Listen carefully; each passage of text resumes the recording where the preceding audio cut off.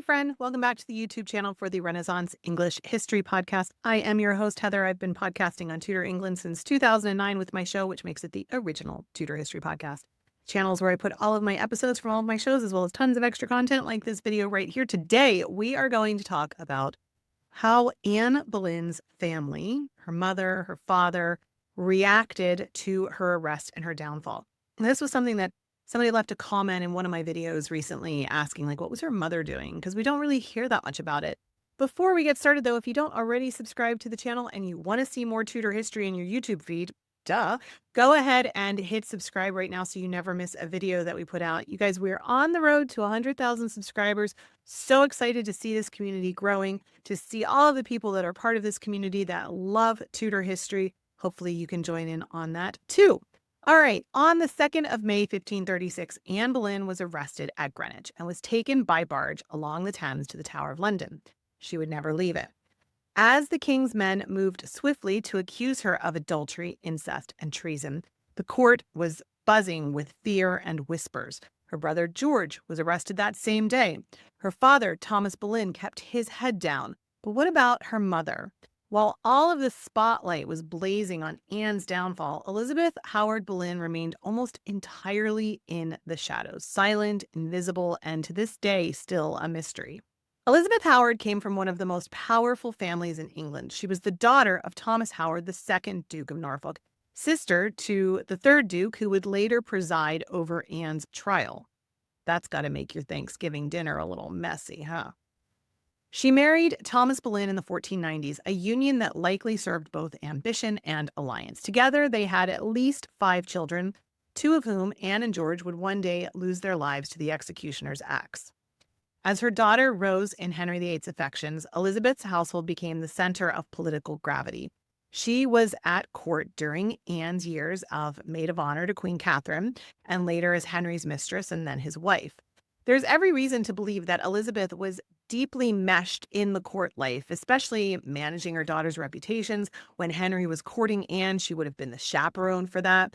She was definitely not just a passive bystander until 1536, when she all but vanishes from the historical records. Here's what makes Elizabeth Howard Boleyn kind of so mysterious, so haunting. We don't actually know what she did when her daughter was arrested. There's no surviving letters, no mentions of her trying to visit Anne in the Tower, no records of pleas for mercy, or even expressions of grief. For a woman whose daughter was queen and then accused of incest with her own brother, also that woman's son, obviously, the silence is deafening. Why the silence? Some historians suggest that she may have been seriously ill by that point. Others think she stayed away deliberately, either out of political caution or despair.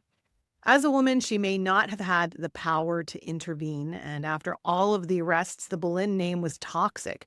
Perhaps she withdrew to protect herself. Perhaps she was just too devastated to do anything.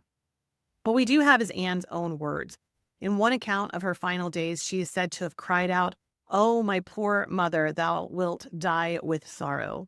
That brief, anguished line shows that Anne knew that her mother was suffering and feared that the disgrace would break her. Maybe it did.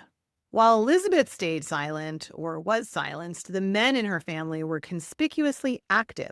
Her husband, Thomas Bolin, did nothing to publicly defend Anne or George, and he even took part in the trials of some of the men accused with Anne. Though he avoided serving on George's jury, his lack of any kind of open resistance speaks volumes. Whether out of political calculation or fear, he prioritized self-preservation.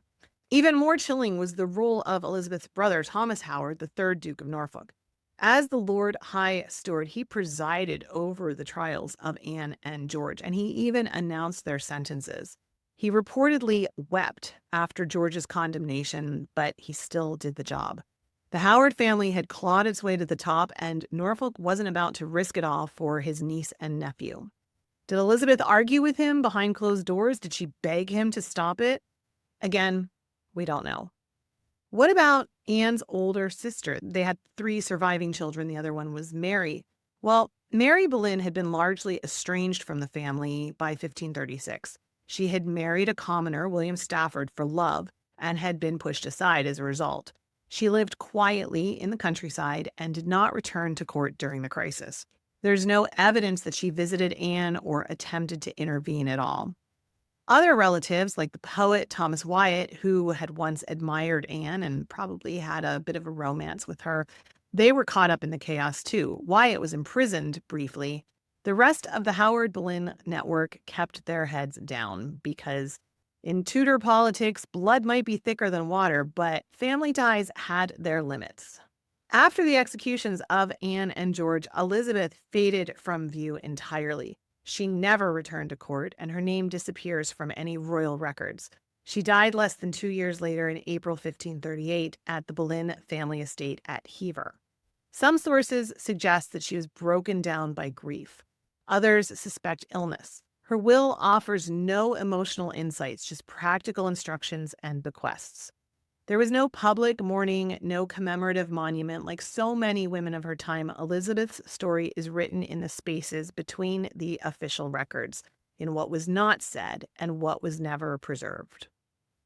We'll probably never know what Elizabeth Boleyn really thought during those weeks in May 1536.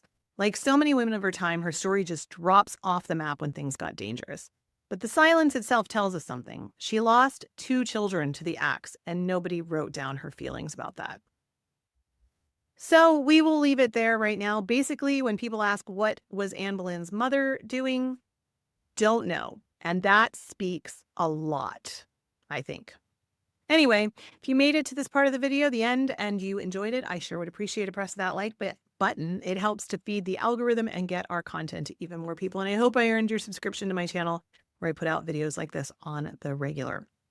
If you want to keep binging Tudor Anne Boleyn content, here's a downfall timeline of Anne's downfall to really kind of dig into the details of that. Or here's a video that YouTube thinks you'll like. Thanks so much for being here. Remember, you are deeply and truly loved. I'm so glad I share the planet with you. I will be back very soon. Don't forget to drink your water, friend. Bye-bye.